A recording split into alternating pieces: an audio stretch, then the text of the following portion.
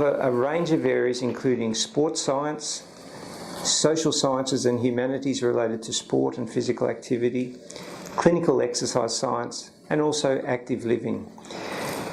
Our vision is to be a world-leading research institute in sport, exercise and active living. One of our particular strengths is in biomechanics, and particularly in the area of gait and trips and falls.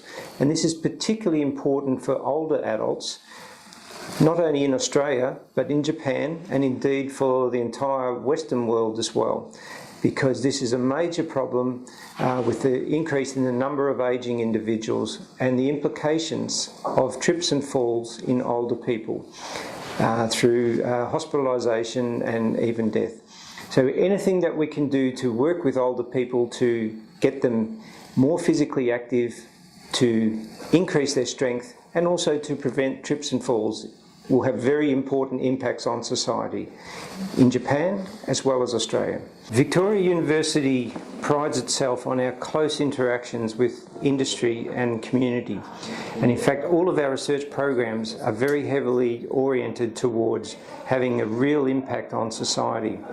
For example, in sports science, through our partnerships with elite sporting organisations in Australia, including the Australian Institute of Sport, and also globally as well, such as the Real Madrid Foundation. We're working closely with sports to make sure that our sports science has real impact. We work closely with our local hospitals and community organisations, in particular to get older people active.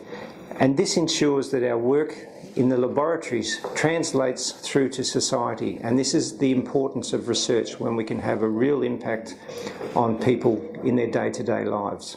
Our researchers at Victoria University ISEAL, Dr. Han Nagano and Professor Razul Beg, have been highly and actively engaged in understanding trips and falls, particularly in older individuals, for many years. What we found is very important is that if we test a group of elderly people and if we test a group of young people, their average clearance is pretty similar.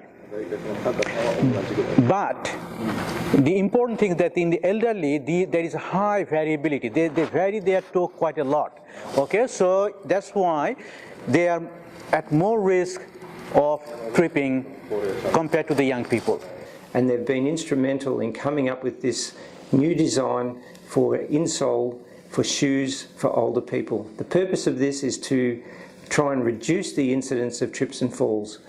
Now this is very important in Japan because of the very large increase in the number of older individuals. This insole, what it will do is, it will lift the foot at the middle of the swing phase. Okay, so that will increase the clearance. And then it will avoid any uneven surface or obstacles on the ground. The second most important thing of this insole is that, people with elderly people, they have got balance problem. They're unbalanced. Okay, so what the insole does is that it increases their balance.